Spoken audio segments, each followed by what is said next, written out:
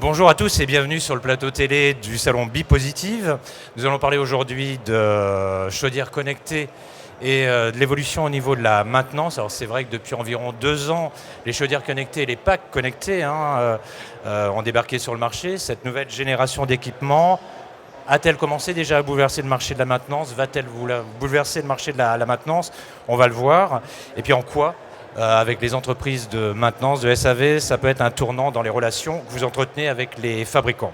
Alors pour en parler, nous avons 3 experts. À ma droite, monsieur Roland Bouquet, vous êtes membre du SINASAV, le syndicat national de la maintenance et des services en efficacité énergétique. Vous êtes également pilote du groupe de travail maintenance à l'AFPAC, qui est l'association française des industries des pompes à chaleur. Avec vous, il y a votre collègue Bernard Davy. Monsieur Davy, bonjour. Vous êtes président de la commission maintenance de l'UECF, qui est l'Union des entreprises de génie climatique et énergétique, au sein de la FFB, la Fédération française du bâtiment. Et puis l'interface entre les fabricants et le marché, Jean-Pascal Chira, bonjour. Vous êtes vice-président de la FNAS, je rappelle c'est la Fédération nationale du négoce sanitaire chauffage. Vous représentez grosso modo 1750 points de vente spécialisés en sanitaire chauffage pour un CA d'environ 5,2 milliards d'euros. Alors avant de rentrer dans le vif du sujet, juste un petit mémo technique entre guillemets, concrètement, Monsieur Bouquet, quels sont les avantages de ce qu'on peut appeler ces nouvelles passerelles de communication au niveau des chaudières, des packs connectés? Pour le particulier, on le sait, c'est une facilité de pilotage, de réglage à distance. Mais pour l'entreprise de SAV que vous représentez, ça apporte quoi concrètement? Alors effectivement, bonjour. Les avantages. Alors, on n'a pas forcément aujourd'hui, nous, entreprises de maintenance, toutes les réponses. Mais je peux vous apporter, des pistes, apporter quelques pistes. Alors, le thermostat connecté, vous l'avez dit très justement, pour le particulier, c'est une facilité de pilotage de son installation à distance, notamment. Ensuite, pour nous, professionnels de maintenance, je pense qu'aujourd'hui, nous sommes à un tournant au niveau de la maintenance. Parce qu'avec ces passerelles et ces retours d'information des chaudières connectées, nous, entreprises de maintenance, pourrons anticiper, je dirais, les pannes et avoir une maintenance beaucoup plus préventive que curative. Voilà. Monsieur Davy, vous voulez rajouter quelque chose? Oui, moi je voudrais rajouter simplement les indications que j'ai à l'heure actuelle par rapport aux relations, enfin tout au moins aux informations que nous transmettent les installateurs. Manifestement, les installateurs commencent à vendre et à installer des chaudières connectées.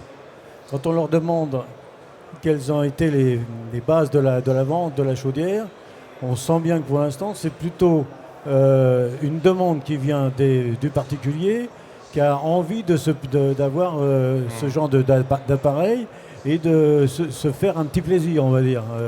Mais ce n'est pas dans le cadre des informations qui sont transmises par les constructeurs. C'est plus une curiosité de la part des clients. Alors maintenant, qu'est-ce que ça va apporter? On sent de la part des entreprises que ça pourrait être un moyen de fidélisation du client. De quelle manière? Parce qu'il reste en contact avec lui. Parce qu'il a la possibilité de savoir ce qui se passe chez lui par la connexion. Parce qu'il a aussi la possibilité de recevoir une information d'alarme, de panne, et alors que le client lui-même ne le saurait pas. En quelque sorte, il aurait la possibilité de faire un suivi progressif, fidèle de l'installation, donc de la fidélité. Et puis il y a aussi le fait que le client est peut-être un peu plus rassuré parce qu'il a un système de connexion. J'en suis là au niveau des informations qu'on me redonne par l'intermédiaire des adhérents pour ce qui concerne principalement le particulier. Pour ce qui concerne la collectivité, ce n'est pas la peine qu'on en parle dans le sens où la connexion, elle existe depuis 25 ans Donc là, sur le marché de la grande puissance, hein, c'est ça. De ce côté-là, on fait beaucoup plus d'ailleurs que de la connexion dont on parle pour le particulier à l'heure actuelle. Donc on va rester dans le domaine du particulier. Okay. Voilà. Je m'adresse aux représentants des distributeurs spécialisés en sanitaire chauffage, Monsieur Chira. Alors c'est vrai, on l'a dit, hein, c'est un segment de marché relativement récent, mais qui est promis un bel avenir, qui se développe. Dans les négoces que vous représentez concrètement, comment ça se présente en termes de structuration de l'offre, et puis aussi peut-être la notion de prestation de service qu'il faut mettre en avant? Merci, bonjour à tous. Alors, ce que je veux dire tout d'abord, c'est qu'effectivement, de manière générale, les négoces distributeurs se positionnent, comme vous l'avez dit, en interface entre l'ensemble des industriels et l'ensemble des entreprises vers le marché consommateur. Les grossistes négociants ont déjà engagé un certain nombre d'actions importantes dans l'évolution du numérique en termes de création de plateformes, d'applications et d'échange de données, de mise à disposition de services qui permettent de gérer à distance ces besoins. Mais s'agissant du sujet de la maintenance, parce que c'est ça le sujet dont on va parler aujourd'hui, le nombre de négociants qui se sont engagés, les grossistes qui se sont engagés dans un appui au sujet sont déjà plus restreints parce que ça nécessite de la spécialisation, de la connaissance spécifique. Seul un certain nombre d'enseignes ont pu se lancer dans ce domaine. Alors, pour être concret, la connectivité apporte des solutions nouvelles, d'abord en termes de produits, en termes d'élargissement de l'offre, et des solutions nouvelles, et nous allons le voir comment, en termes de meilleure anticipation des besoins en logistique. Notre rôle étant de mettre à disposition des équipements, des pièces détachées, des accessoires, faciliter la disponibilité et apporter également un accompagnement et un conseil. De ce point de vue, les distributeurs qui se sont spécialisés notamment en gestion de pièces détachées ont aujourd'hui apporté une innovation, un accompagnement de ce marché. D'accord. Alors désormais, c'est vrai que les sociétés de SAV ont la possibilité de dépanner à distance. Est-ce que du coup, le métier de maintenanceur de SAV n'est pas en train d'évoluer? Vous étiez avant très mobile, aujourd'hui c'est un métier qui va se sédentariser d'une certaine manière. Et quelles vont être les évolutions concrètes sur les fondamentaux de cette nouvelle version du métier de SAV?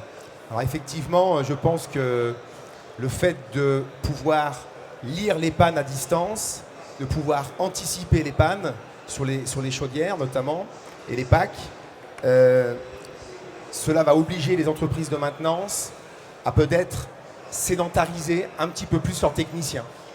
C'est-à-dire que nous aurons le retour d'informations au bureau avec un technicien ou un responsable technique qui déchiffre et qui analyse, je dirais, la panne et le retour d'informations. Alors vous êtes donc au titre du SINASAV, est-ce que vous commencez déjà, ou est-ce que vous avez commencé déjà peut-être à sensibiliser vos adhérents à ces questions-là? Et de quelle manière éventuellement? Il est clair que nous n'avons pas attendu l'arrivée des chaudières connectées. Aujourd'hui, un client nous retourne l'information par téléphone. Il appelle notre hotline de dépannage et effectivement nous communique par téléphone ou par mail éventuellement le code défaut de la chaudière. Donc on a déjà un premier traitement de l'information avec, je dirais, on envoie le technicien avec la bonne pièce, on a déjà une piste sur le dysfonctionnement. Voilà. Donc nous faisons déjà ce travail, je dirais, en entreprise. D'accord. Question oui, justement, Monsieur Davy. Oui, je voulais quand même savoir si cette gestion centralisée du parc, parce que ça fait partie du débat, est-ce qu'elle va avant tout favoriser les majors du secteur et du coup, question induite, comment est-ce que les petites entreprises de maintenance de SAV peuvent réussir à rebondir sur ce marché? De l'un et l'autre, ce sera la même chose. Les majors sont favorisés sur d'autres secteurs, mais pas ce qui concerne la technique. Je voudrais revenir sur le dépannage à distance. Il faut abandonner l'idée du dépannage à distance parce que ça peut être mal interprété par le particulier. Donc il faut utiliser quelle formule? L'information dont on vient de parler en ce qui concerne la possibilité de savoir quel est le problème pour le préparer et aller dépanner, ce qui favorise beaucoup, ce qui nous permet de gagner du temps et d'arriver avec la pièce de dépannage qui colle à la réalité, ça c'est une chose. Mais essayer de dépanner à distance, il ne faut pas faire ça. C'est un travail de professionnel qui nécessite l'intervention d'un professionnel pour pouvoir réaliser l'opération. Il ne faut pas laisser ça à un particulier. Si je peux me permettre, on se rend compte aujourd'hui que de nombreuses pannes sont dues à un manque d'eau. Une absence d'eau dans les circuits, dans le circuit de la boucle à eau chaude. On peut tout à fait imaginer que le retour d'information soit une alerte en disant voilà, à l'entreprise de maintenance, attention, monsieur ou madame Dupont vont bientôt tomber en panne parce qu'il manque de l'eau. Donc c'est vrai qu'on peut tout à fait anticiper la panne en faisant remettre de l'eau aux gens et éviter ainsi, je dirais, un déplacement. Ne pas oublier quand même que les dépannages, c'est une chose, que les chaudières et les packs ne sont pas toujours en panne, il ne faut pas non plus exagérer, mais il y a un acte qui est très important, c'est la visite annuelle d'entretien qui, elle, ne pourra pas du tout être supprimée, je dirais, par la connectivité des appareils. En sachant qu'elle est obligatoire en plus. Et elle est effectivement obligatoire. Monsieur Chirac, vous vouliez rajouter quelque chose? Pour rebondir sur ce qui a été dit, et puisque justement l'idée maintenant est lancée, pour apporter une notion d'avantage à ce que peut être la connectivité, ça a été dit, une bonne identification des problématiques que vont rencontrer, que peuvent rencontrer les équipements thermiques par l'identification, soit des indices de risque, permettent d'anticiper la gestion des besoins, la fourniture de pièces détachées ou d'équipements ou d'accessoires. C'est en cela, aujourd'hui, qu'il faut tirer un avantage positif de la connectivité. Voilà ce que je veux dire en rebond de ce qui a pu être dit par mes amis. D'accord. Et dans cette révolution, entre guillemets, des chaudières connectées, des packs connectés, quelle est la place parce que là on a parlé de société de SAV, de maintenance, quelle est la place de l'entreprise d'installation de pause? De l'installateur, la place de l'installateur dans cette révolution de la chaudière connectée, de la PAC connectée? C'est un peu revenir au point de départ, à savoir que la place de l'installateur, elle est prépondérante dans le sens où il va évoluer, notamment en ce qui concerne le service. Justement, par tout ce qu'on vient de dire depuis le départ, à savoir la possibilité de récupérer des renseignements, la possibilité de fidéliser le client, la possibilité de le rassurer et ainsi de suite. Mais lui, il va falloir qu'il évolue. Il va falloir qu'il trouve qu'il reçoive des informations concrètes, pouvoir faire des stages pour pouvoir mieux connaître le marché des chaudières connectées. Il va falloir, si je peux me permettre, il va falloir aussi avant tout que ce soit une entreprise qui fasse de l'entretien, de la maintenance. D'accord. À l'heure actuelle, dans le marché, c'est ce qui manque le plus. Je voudrais rappeler un simple détail. Sur 6000 entreprises qui sont adhérentes à l'UECF, il y en a 4300 qui posent des chaudières et qui s'en vont sans proposer de contrat d'entretien, sans même parler parfois de l'obligation d'entretien de l'appareil. Donc, de ce côté-là, il faut que dans notre métier, ça bouge. Et peut-être que la connexion sera un élément supplémentaire pour que les entreprises commencent à s'intéresser à l'entretien des appareils. Je crois que M. Bouquet voulait rajouter quelque chose. Alors, Bernard, tu as raison. Je pense que le client final, aujourd'hui, l'usager, il attend de son entreprise de maintenance vraiment du professionnalisme et de connaître l'appareil à fond, de ne pas tergiverser. Et effectivement, je pense que la formation est impérative, obligatoire. Et le renforcement des contrats de partenariat avec les fabricants au niveau des stations techniques est très important. On le verra peut-être après, justement, en lien avec la connectivité pour ce fameux retour d'information et ce protocole qui peut exister entre les entreprises de SAV et les fabricants. Je voudrais rajouter un point important en ce qui concerne les avantages, on l'avait évoqué également quand on a un peu préparé cet entretien, c'est que je voudrais rappeler ce chiffre. En France, sur les 13 millions d'équipements de chaudières domestiques, c'est le chiffre, il y en a à peu près un tiers qui n'est pas ou très mal entretenu.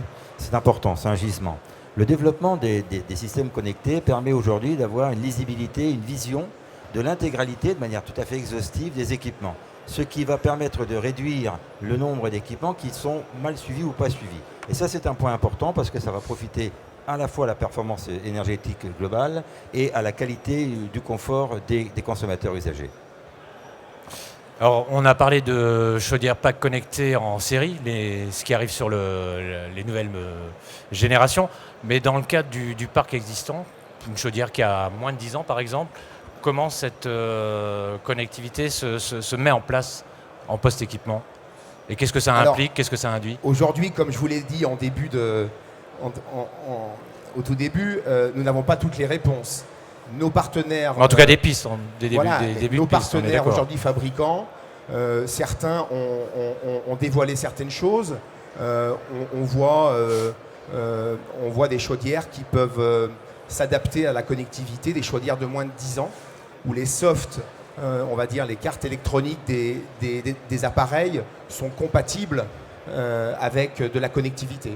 Mais encore une fois, voilà, on est aussi, nous, entreprise de maintenance, au sein du CINASAB, en attente de certaines informations que vont nous donner très prochainement, je l'espère, les fabricants. Monsieur Lavie, très brièvement. Ce sera encore un élément supplémentaire pour des gens qui font de l'entretien, pour pouvoir dire ça ne se fait pas uniquement sur le marché nouveau, ça peut se faire aussi sur des chaudières. 10 ans pour certaines, 5 ans pour d'autres à l'heure actuelle. Donc on voit que les constructeurs bougent pour faire en sorte que la connexion se fasse sur un ensemble de chaudières et pas spécialement sur la nouveauté ou sur le rachat de nouvelles chaudières. Je voudrais simplement apporter un point en ce qui concerne le message passé par les fabricants concernant la connexion, la connectivité si vous voulez. C'est pas spécialement fait pour que les clients comprennent certaines choses. Quand il est marqué dans une publicité d'un fabricant qu'avec une chaudière connectée, on va faire 30% d'économie qu'on va pouvoir dépanner à distance, qu'on va pouvoir faire de la température ambiante pièce par pièce. Il serait peut-être bon quand même qu'on prévienne le client que pour faire ça, ce n'est pas la chaudière qui est équipée. Il faudra équiper de la chaudière d'éléments supplémentaires pour y arriver. Alors ça fait, mais effectivement, vous êtes... Alors que le client, lui, tel qu'il le comprend au moment où il voit le passage sur Internet de la publicité, il a compris que la chaudière est capable de faire cet ensemble. Mais ça, c'est un sujet qui mériterait peut-être l'objet d'une table ronde à part. Et comme le temps tourne très vite, il nous reste quelques minutes. Très vite, Monsieur Girard, sur ce point-là, et puis ensuite on verra sur la notion des données. Pour donner d'ailleurs suite à ce que je disais tout à l'heure, 12 millions, 13 millions de chaudières, je vous l'ai dit, un taux de remplacement faible, à peu près 3% par an, c'est la réalité des choses, parce que le parc vieillit. Une des façons d'accélérer le parc, c'est de mieux anticiper ce qui peut se passer en termes de maintenance, en termes d'évolution technique. Donc ces évolutions technologiques doivent permettre également d'accélérer par anticipation le remplacement du parc des chaudières obsolètes. Et ça, c'est un élément bénéfique pour notre marché, mais pour les consommateurs également. Donc là, on est sur la notion de maintenance préventive. Éventuellement, on parlera peut-être, si on a un peu de temps, la maintenance prédictive. Mais juste avant, donc ces systèmes sophistiqués d'intelligence embarquée envoient aux entreprises un certain nombre d'informations, température de départ, de retour, du brûleur, etc. Finalement, à qui appartiennent ces informations ? Bon, alors, c'est un sujet, et comment éventuellement, ça serait un autre débat, mais un sujet qui fait comment est-ce qu'on débat. peut les partager? C'est un sujet qui fait toujours débat. La question qui se pose aujourd'hui pour ce sujet-là, il est général de manière générale pour le numérique. Il s'agit aujourd'hui de savoir comment est-ce qu'on va gérer les datas qui émanent d'un endroit vers un autre endroit. Une des façons de gérer cela, c'est de les partager. Aujourd'hui, c'est assez facile de mettre en place des plateformes participatives, collaboratives, dans lesquelles des informations sont déversées et puis un certain nombre d'acteurs peuvent venir les chercher. Bien sûr, selon des protocoles, selon des engagements qui sont précis, mais ça permet d'éviter de se poser cette question de à qui appartient l'information et que va-t-il en faire. Voilà. Ça, c'est une des façons de travailler ensemble, de partager finalement nos efforts, les différents acteurs du marché, entre fabricants, entreprises de négoce, installateurs, dépanneurs et bien sûr consommateurs.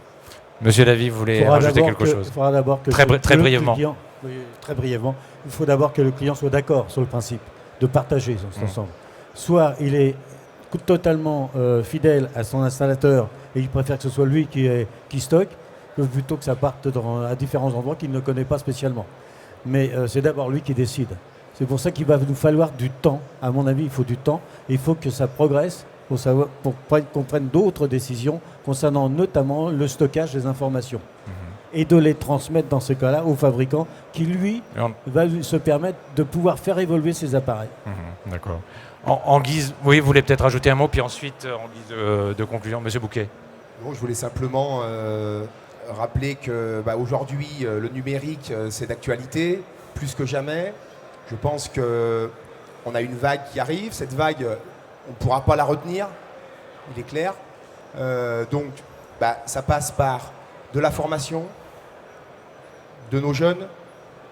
Ça passe par de la qualité des interventions. Et puis, comme je le disais tout à l'heure, ça passe aussi par un rapprochement et un renforcement des partenariats avec les fabricants. D'accord. En guise de conclusion, je vous demanderai de répondre en une ou deux phrases. On a parlé d'un mot tout à l'heure de la maintenance prédictive. Avec cette maintenance prédictive, les fabricants ont à leur disposition une mine d'informations. Est-ce que ça veut dire qu'ils vont pouvoir encore améliorer la fiabilité, la sécurité et le confort de leurs équipements? Monsieur Davy, peut-être en 30 secondes si vous pouvez. Ensuite Monsieur Bouquet et puis Monsieur Chira. Moi, ce que je voudrais dire, c'est que tout ce qu'on vient de parler permet principalement de faire évoluer le métier, mais surtout de donner des possibilités supplémentaires de chiffre d'affaires aux entreprises de génie climatique. Donc le message que je voudrais faire passer, c'est qu'aujourd'hui, il y a des possibilités d'aller chercher un métier en comprenant bien que la maintenance est un métier et que l'installation d'une chaudière en est un autre.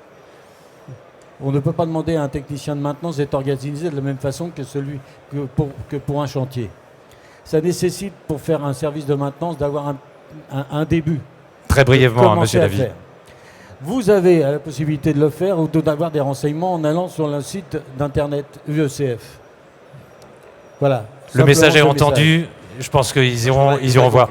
Monsieur Bouquet d'abord, puis pour finir, Monsieur Chira.